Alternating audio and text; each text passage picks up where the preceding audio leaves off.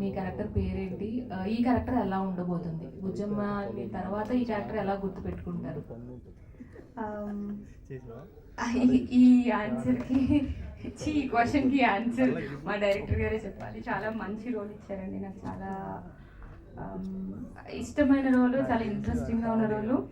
And also success తర్వాత ఇంకే success meet లాగా పెట్టి Q&A క్వశ్చన్స్ అడిగితే అప్పుడు మీకు నేను ఈ క్యారెక్టర్ ఎందుకు చేశాను ఏంటి అనేది మీ అందరికీ క్లారిటీగా తెలుస్తుంది. కష్టాలు కన్నీళ్ళు దాటి కొత్త ఎమోషన్ ఏమైనా కనిపిస్తుందా ఇందులో మీకు?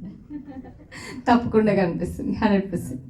హెవీ క్యారెక్టర్స్ ఎక్కువగా ప్లే చేస్తున్నారు, అంటే సింబల్ ఆఫ్ హెవీ క్యారెక్టర్స్ లాగా అయిపోయారు. సో లైటర్ వేలో ఎలాంటి ఇంపార్టెన్స్ ఉంటుంది క్యారెక్టర్? బేసికలీ హెవీ కంటే పర్ఫార్మెన్స్ ఓరియంటెడ్ రోల్స్ వస్తున్నాయి నాకు. సో ఆ పర్ఫార్మెన్స్ ఓరియంటెడ్ రోల్స్లో ఇది ఒక డిఫరెంట్ కైండ్ ఆఫ్ షేడ్ అని చెప్పుకోవచ్చు ఈ సినిమా.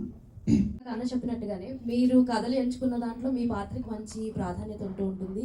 అదే ఎక్కువ ఏడిపిస్తారు ఏంటి అన్నట్టు అడిగారు కదా, మరి ఈ పాత్రని యాక్సెప్ట్ చేయడానికి మీకు బాగా నచ్చిన అంశం ఏంటి అసలు? మీరు చెప్పినట్లు కథ అండ్ నా రోల్ అండి, రెండు చాలా బాగుంటాయి. అంటే ఇప్పుడు దాకా చూసుకున్న వాటిలో మీరు కొంచెం పల్లెటూరు నేచర్లో ఉన్నవి చాలా వరకు చేశారు, ఇది కూడా అదే నేచర్లోకి వెళ్ళిపోవచ్చు అనే స్కోప్ ఉండొచ్చు కదా మిమ్మల్ని ఎవరైతే తరచూ చూస్తున్నారో? ఆ వేరియేషన్ అన్నది కనపడకుండా సేమ్ రొటీన్ అలాగే ఉన్నది అన్న అంటే స్టోరీ అండ్ క్యారెక్టరైజేషన్ చాలా డిఫరెంట్గా ఉంటుందండి. చూడటానికి సిమిలర్ అని అనిపించవచ్చేమో, ఐ థింక్ నాకు చూడటానికి కూడా సిమిలర్గా లేదు.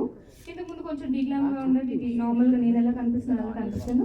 And apart from that looks వైజ్గా కంటే కూడా క్యారెక్టరైజేషన్ వైజ్గా చాలా డిఫరెంట్గా.